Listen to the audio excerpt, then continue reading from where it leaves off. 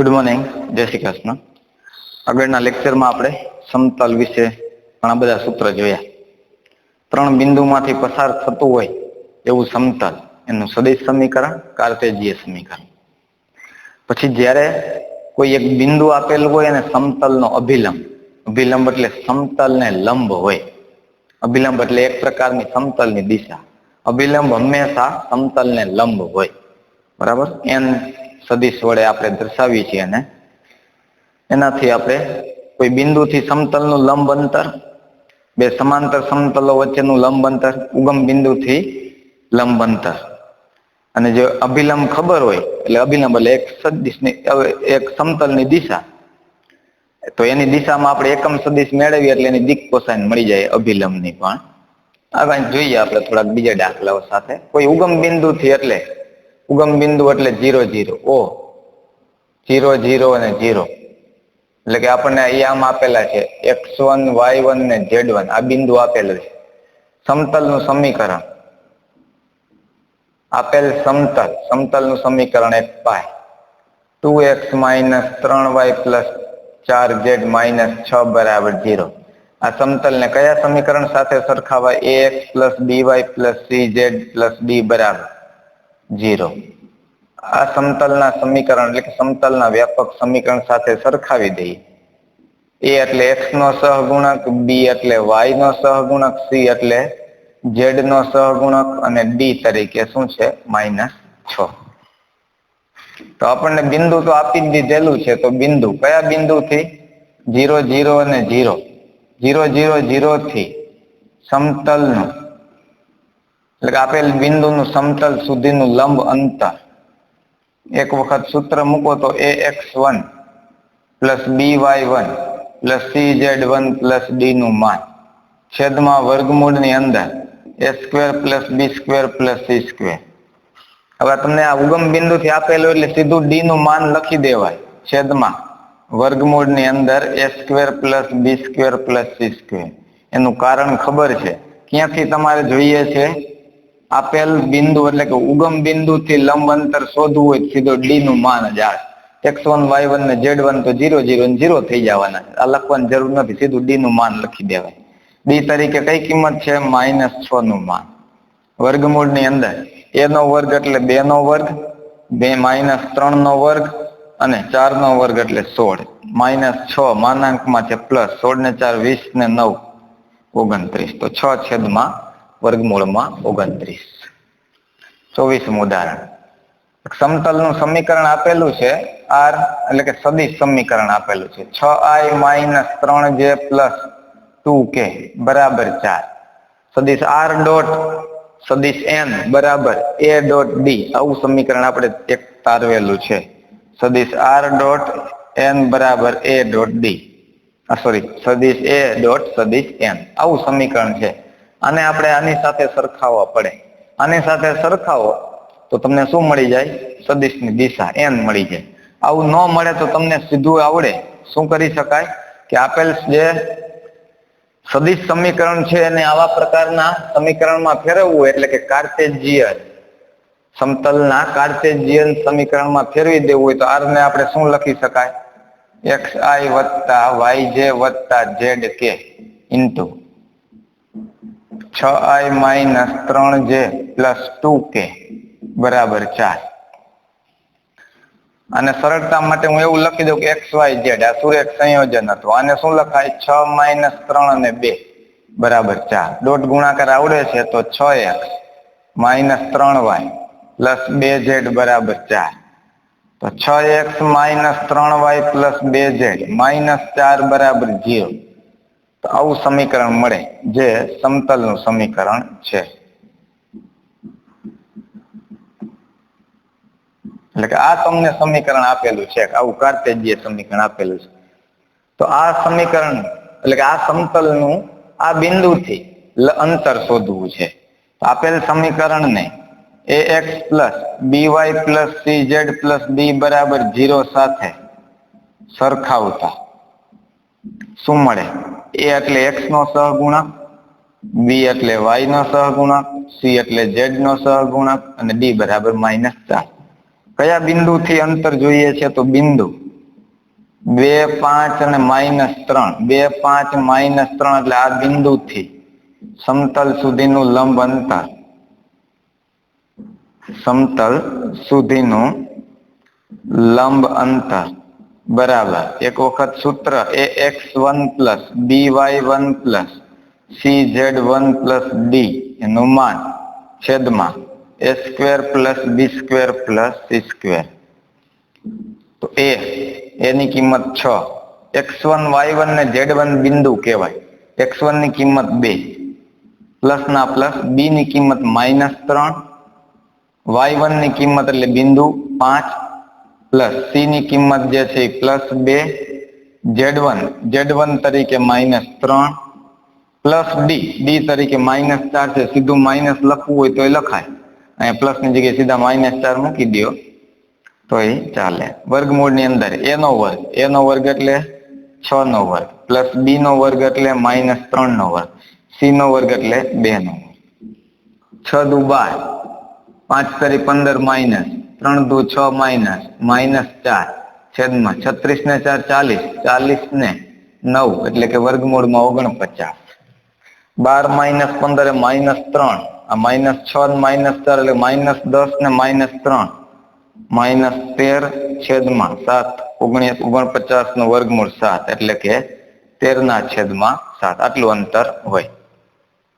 આ બે સમતલો આપેલા છે. સ્વાધ્યાય 11 માં 22મો દાખલો. બે સમતલો વચ્ચેનું અંતર શોધો.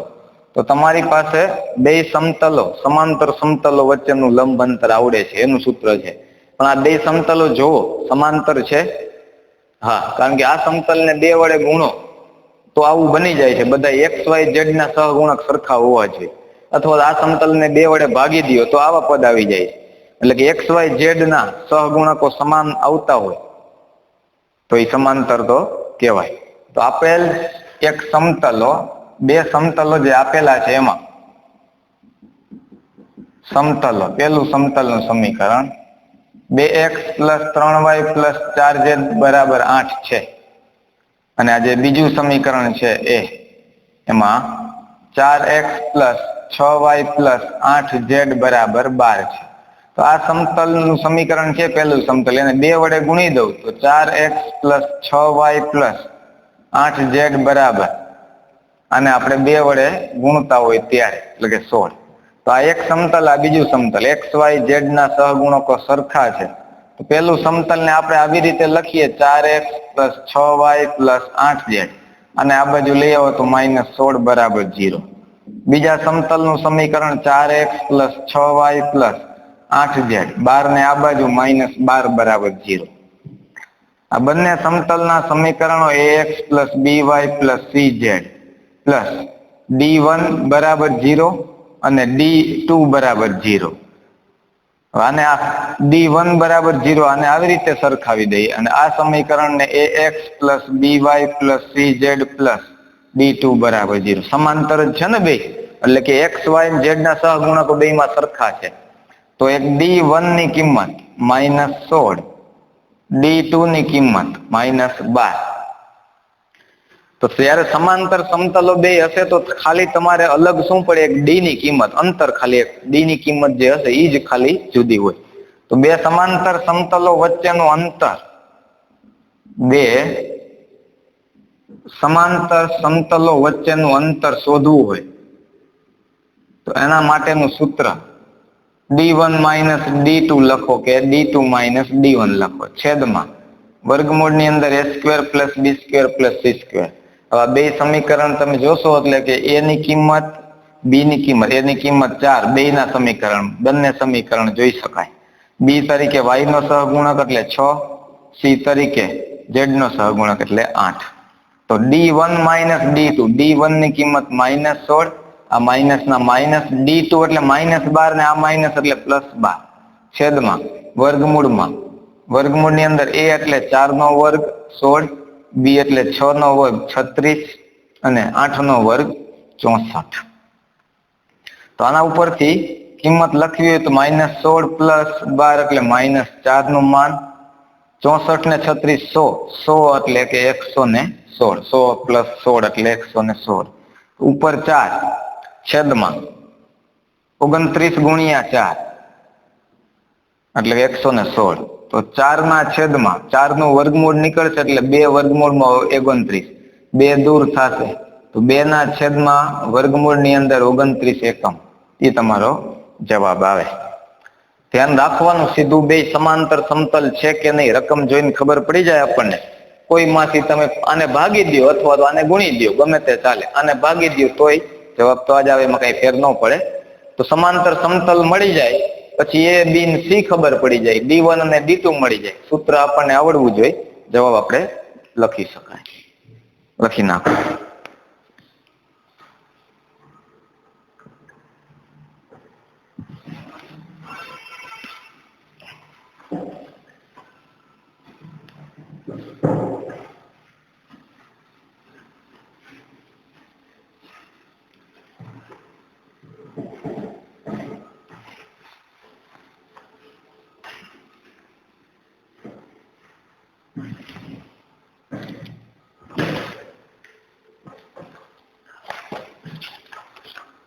ઉદાહરણ 28.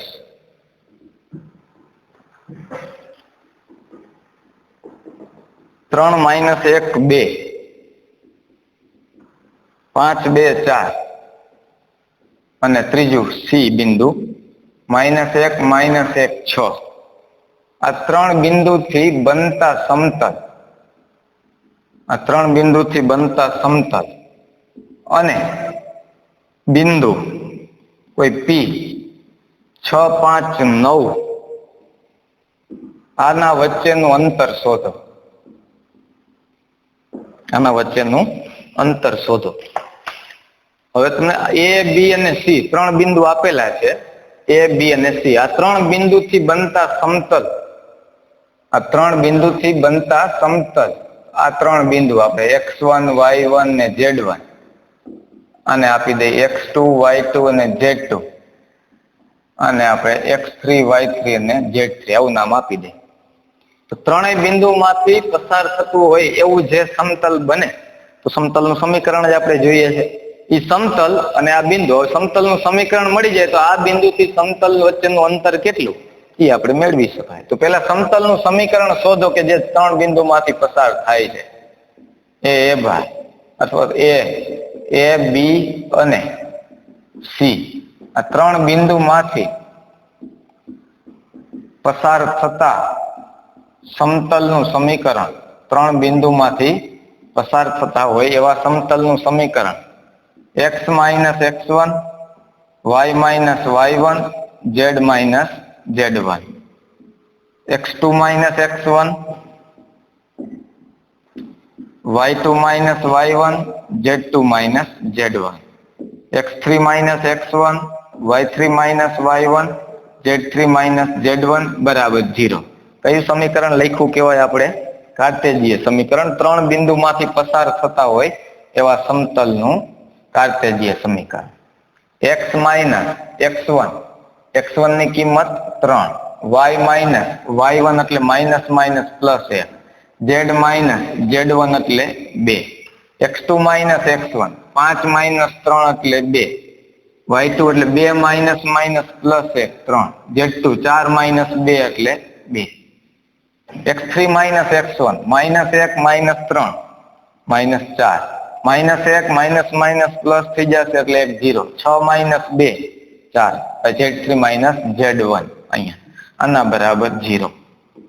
પેલી હારની સાપેક્ષ વિસ્તરણ કરી દઈએ તો x - 3, પેલી હાર ને પહેલો સ્તંભ દૂર થાય તો 4 તરીને 12, બીજો ઘટક માઇનસ y + 1, પેલી હાર બીજો સ્તંભ દૂર થાય તો 2 ગુણ્યા 4 8, નિશાની માઇનસ, -4 ગુણ્યા 2 એટલે minus minus plus 8 plus z - 2, પેલી હાર ત્રીજો સ્તંભ આ 0 થાય, માઇનસ આ -12 એટલે કે +12 બરાબર 0. 12 ને ગુણાવી દઈએ તો 12x - 36 માઇનસ 8 ને 8 16 ગુણાવો એટલે -16y, -16 * 16 પ્લસ 12 ગુણાવી એટલે 12z -24 બરાબર 0.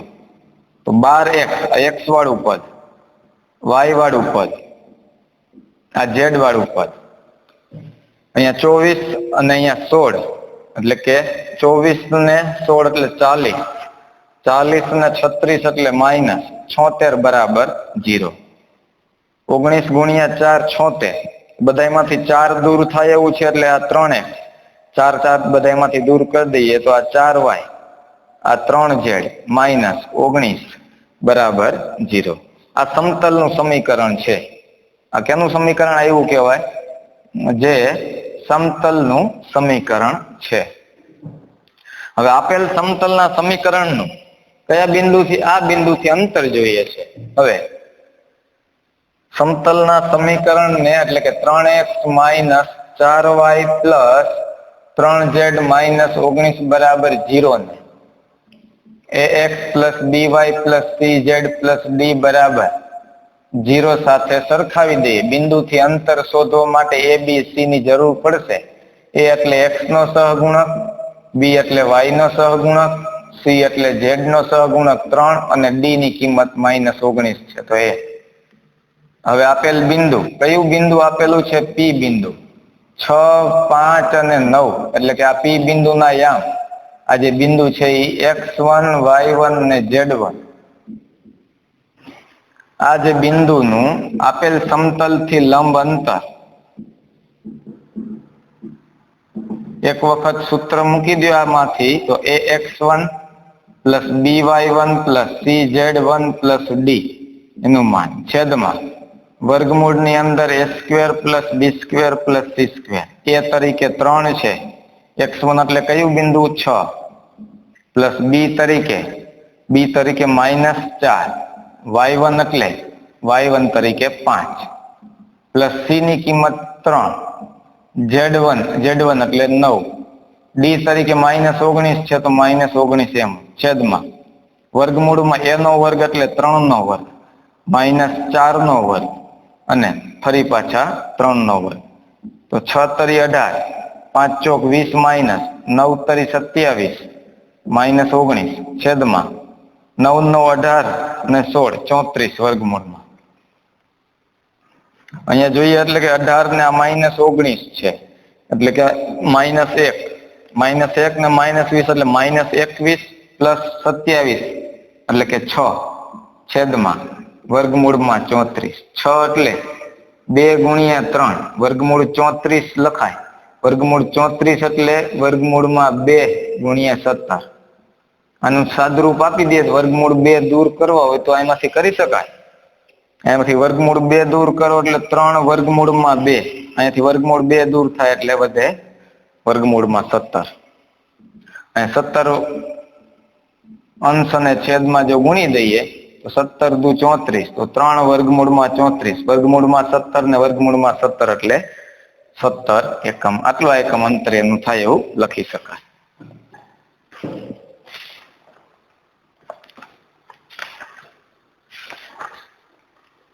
ચલો 11.3 ની અંદર પહેલો દાખલો.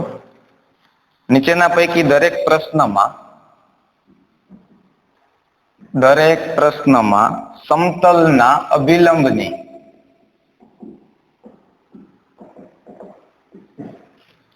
દિક કોસાઇન અને સમતલનું ઉગમ બિંદુથી અંતર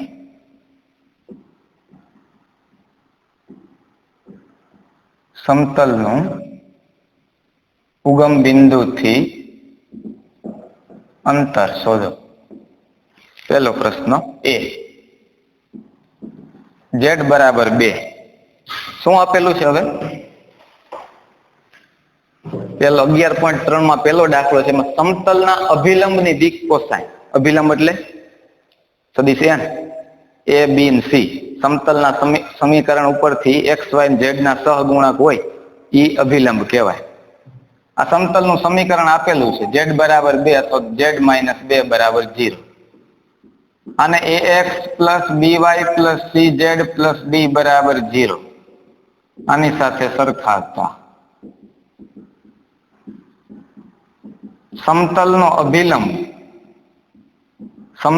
અભિલંબ એટલે સદિશ n. આમાં તો ax આખા સમીકરણમાં x નો સહગુણક કેવો છે? 0, y નો સહગુણક 0, z નો સહગુણક 1. તો આપણને 0 0 ને 1 સમતલનો અભિલંબ આવો મળે, એટલે કે આ સદિશ મળે 0 0 1. પેલા આપણે એ મેળવીએ.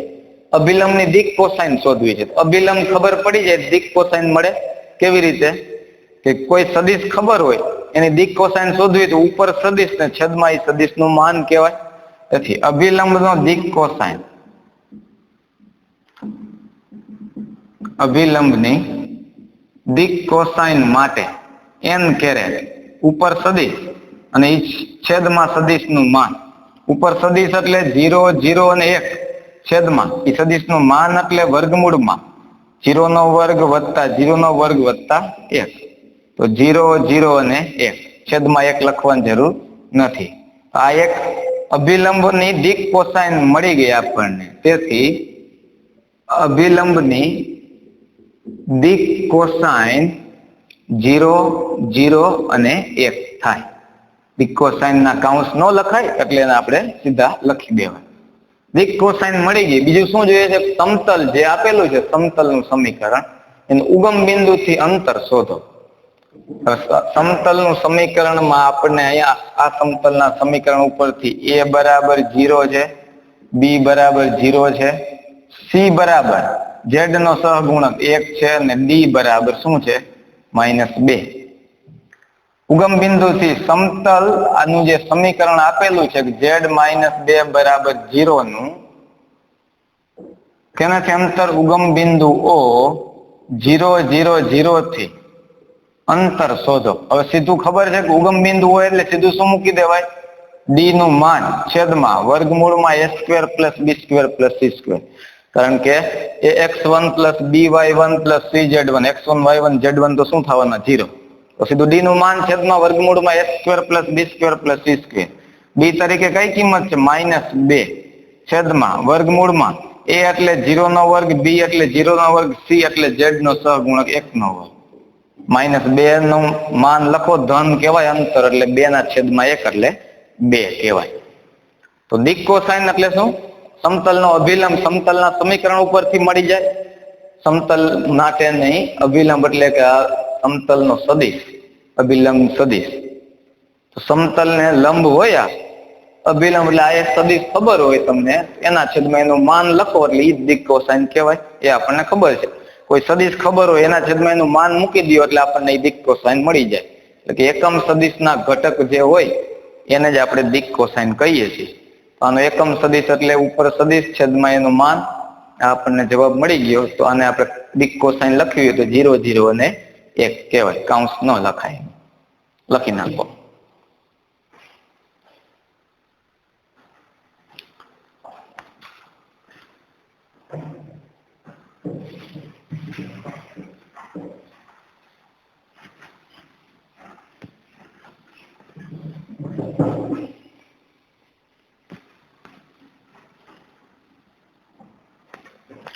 રકમ આ જ છે, બરાબર. બીજો એમાં બી જોઈએ. x + y + z બરાબર 1 આવું સમતલ છે. x + y + z - 1 બરાબર 0. આ સમતલ હોય તો આ સમતલનો અભિલંબ, સમતલનો અભિલંબ કોને કહેવાય ખબર પડી જાય. હવે સદિશ n x y અને z ના સહગુણક હોય ની સમતલનો અભિલંબ કહેવાય. 1 1 અને 1. સમતલનો અભિલંબ ખબર હોય તો અભિલંબની દિક કોસાઇન માટે હવે અભિલંબની દિક કોસાઇન શોધવાની છે. અભિલંબની દિક કોસાઇન માટે n કેરેટ ઉપર સદિશ આવે છેદમાં સદિશનું માન, એટલે કે એકમ સદિશના ઘટકો ઈ જ દિક કોસાઇન કહેવાય. તો અહીંયા અભિલંબની દિક કોસાઇન, તો અભિલંબ ખબર છે છેદમાં એનું માન. અભિલંબ એટલે 1 1 અને 1. એનું માન એટલે 1 નો વર્ગ વત્તા 1 નો વર્ગ વત્તા 1 નો વર્ગ. તો 1/√3, 1/√3 અને 1/√3. તેથી અભિલંબની દિક કોસાઇન 1/√3, 1/√3 અને 1/√3 હોય. હવે આપેલ સમતલનું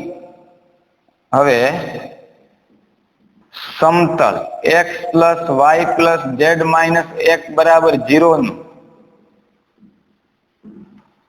ઉગમ બિંદુથી અંતર જો શોધવું હોય તો ઉપર ડી નું માન છેદમાં વર્ગમૂળમાં a square plus B square plus C square એ એક્સ વત્તા બીવાય વત્તા સીઝેડ વત્તા ડી તરીકે શું છે -1 છેદમાં વર્ગમૂળમાં એ બી ને સી તરીકે શું લખાય 1 વત્તા 1 વત્તા 1 એટલે 1 નો વર્ગ વત્તા 1 નો વર્ગ વત્તા 1 નો વર્ગ. તો અંતર કેટલું થઈ જાય 1/√3. સી જોઈ લઈએ 2x + 3y - z = 5. સી જે છે એ હોમવર્કમાં ગણી નાખવાનું. સી હોમવર્કમાં. D ગણાવીએ 5y + 8 = 0. 5y + 8 = 0. સમતલનું સમીકરણ આપેલ સમતલ એટલે કે સમતલનો અભિલંબ સીધો લખી દેવાય. સમતલનો અભિલંબ એટલે સદિશ n. આમાંથી આ સમીકરણને તમે કોની સાથે સરખાવાય ax + by + cz + d = 0 ઉપરથી. x નો સહગુણક નથી, y નો સહગુણક 5, z નો સહગુણક નથી. સમતલનો અભિલંબ ખબર છે તો સમતલની હવે દિક કોસાઇન મળી જાય. સોરી, અભિલંબની દિક કોસાઇન લખી શકાય. અભિલંબની દિક કોસાઇન. દિક કોસાઇન એટલે એકમ સદિશના ઘટકો. તો n કેરેટ ઉપર સદિશ છેદમાં સદિશનું માન. સદિશ એટલે 0, 5, 0 વર્ગમૂળમાં 0 નો વર્ગ 5 નો વર્ગ અને 0. તો 0, 5, 0 ના છેદમાં 25 નું વર્ગમૂળ 5. તો 0, 5 છેદમાં 5 એટલે 1, 0 છેદમાં 5 એટલે 0. આના છેદમાં 5, 5 ના છેદમાં 5 અને 0 ના છેદમાં 5. તેથી અહીંયા આપણે શું લખવાની હતી? અભિલંબની દિક કોસાઇન. અભિલંબની દિક કોસાઇન અલગ અલગ લખાય. 0, 1 અને 0 મળે. આ દિક કોસાઇન આવી થાય. કાઉન્સ નો લખાય દિક કોસાઇન માટે. અને હવે આપેલ જે પણ સમીકરણ આપેલું છે સમતલ 5y + 8 = 0. આ સમતલનું ઉગમ બિંદુથી લંબ અંતર કે અંતર શોધવું હોય તો ડી નું માન છેદમાં વર્ગમૂળમાં a² + b² + c². ડી તરીકે અહીંયા 8 જ છે, +8 છે તો +8 છેદમાં વર્ગમૂળમાં એ નથી એટલે કે 0 નો વર્ગ, y એટલે b નો વર્ગ એટલે 5 નો વર્ગ 25, સી નથી 0 નો વર્ગ 8 ના છેદમાં 5 લખી શકાય. લખી નાખો.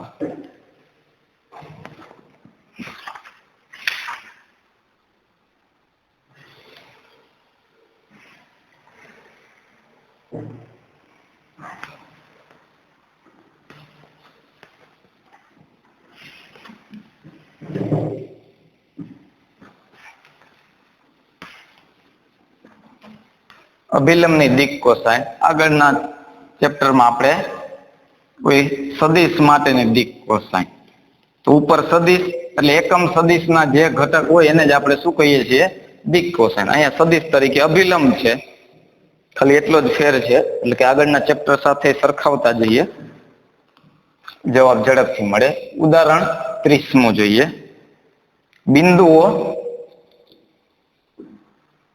એ બિંદુ, એના યામ 3, 4, 1. બીજું બિંદુ બી 5, 1 અને 6. આ બે બિંદુઓ માંથી પસાર થતી રેખા એ XY સમતલને જે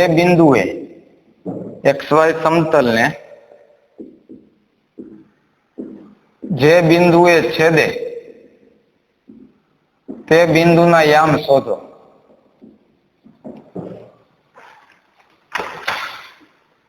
આ બિંદુ અને આ બિંદુ, બે બિંદુમાંથી પસાર થતી રેખાએ XY સમતલને જે બિંદુએ છેદશે તે બિંદુના યામ શોધો. તો પેલા રેખાએ આ બે બિંદુમાંથી પસાર થાય છે.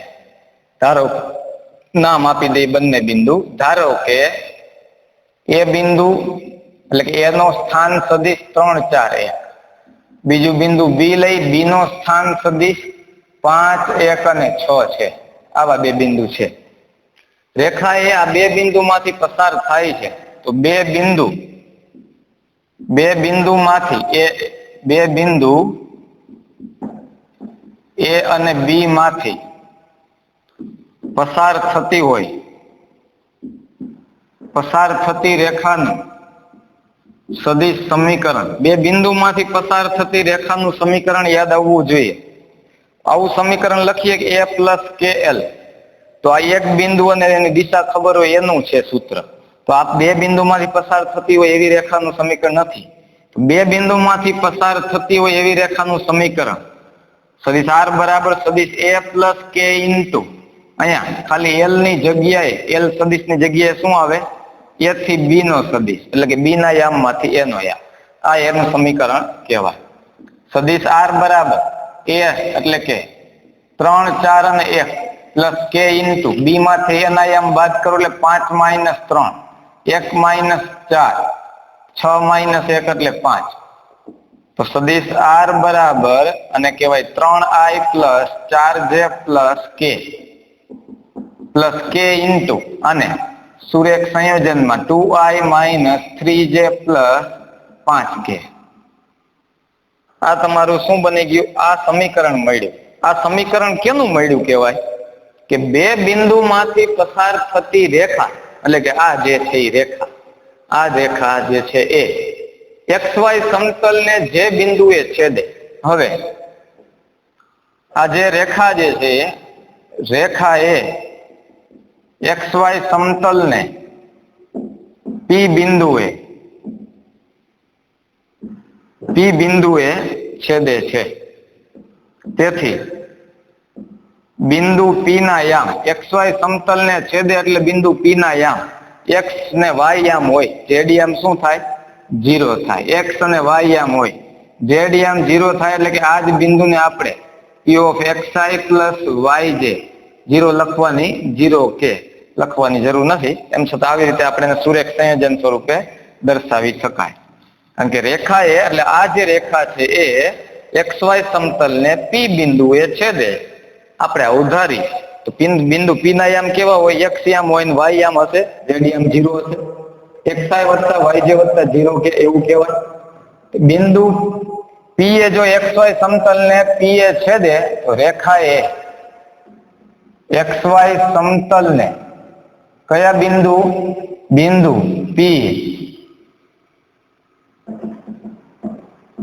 P આગળ છેદે છે. તેથી બિંદુ P જે છે એ બિંદુ P એ કેના ઉપર હોય? રેખા ઉપર હોય.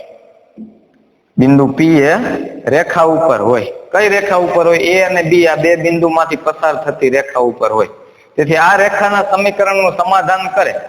આપેલ બિંદુ P એ રેખાના સમીકરણનું સમાધાન કરે. બિંદુ P એ રેખાના સમીકરણનું સમાધાન કરે. તેથી P ના યામ એટલે કે XI plus YJ plus 0K બરાબર રેખાના સમીકરણમાં આપણે મૂકી દીધું છે બરાબર 3i plus 4j plus k into 2i minus 3j plus 5k. તો આના ઉપરથી XI plus YJ plus 0K બરાબર I વાળા પદ બે સાથે લખવા હોય તો 3 plus 2k I કેરેટ. જે વાળા સાથે લખવા હોય તો 4 આ પ્લસ માઇનસ 4j અને માઇનસ 4 માઇનસ 3j સીધા 1 એવું 1 જેવું લખી શકાય. કે વાળું પદ અહીંયા 1 અને અહીંયા 5 સોરી કે અંદર ગુણાવતા જે 2k લખ્યા છે અહીંયા શું થઈ જશે? કે ને અંદર ગુણાવી એટલે આ 3k, આ કે ને અંદર ગુણાવીશું એટલે 5k, 1 પ્લસ 5k અને k કેરેટ ની નિશાની એમ જ. અનુરૂપ ઘટકો બેયના સરખાવી શકાય. એટલે કે આ શું છે? XY અને 0. આ શું કહેવાય? 3 plus 2k, 4 minus 3k અને 1 plus 5k.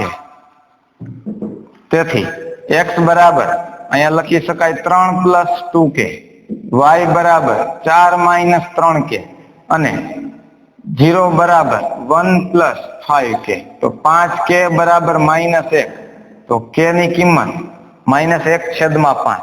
કે ની કિંમત -1/5 હોય તો 4 - 3 ગુણ્યા કે ની કિંમત અહીંયા મૂકી દઈ તો 4 + 3/5 5 ચોક 20 20 ને 3 23/5 તો એનો એક્સિયામ 3 + 2 ગુણ્યા કે ની કિંમત -1/5 તો x બરાબર 3 - 2/5 તો x બરાબર 5 * 15 15 - 2 13/5 x આમ મળી ગયો કેવાય, y આમ મળી ગયો કેવાય, z આમ તો 0 હોય, તેથી xy સમતલને જે બિંદુએ છેદે છે એ બિંદુના યામ xy સમતલના બિંદુ P બરાબર P ના યામ, બિંદુ P ના યામ લખવા હોય તો બિંદુ P ના યામ શું લખી શકાય? P of x ની કિંમત કેટલી મળી? 13/5, y ની કિંમત 23/5 અને z તો શું હોય? 0, કારણ કે xy સમતલને છેદે છે. આવો જ દાખલો સ્વાધ્યાય 11 માં છે. 10મો અને 11મો આવો જ દાખલો સ્વાધ્યાય 11 માં એક્ઝામ્પલ નંબર 10 છે, એક્ઝામ્પલ નંબર 11 છે. શું કર્યું છે આમાં? પેલા બે બિંદુમાંથી પસાર થતી હોય એવી રેખાનું સમીકરણ, આ જે સમીકરણ છે, બે બિંદુમાંથી પસાર થાય એવી રેખાનું સમીકરણ આ છે.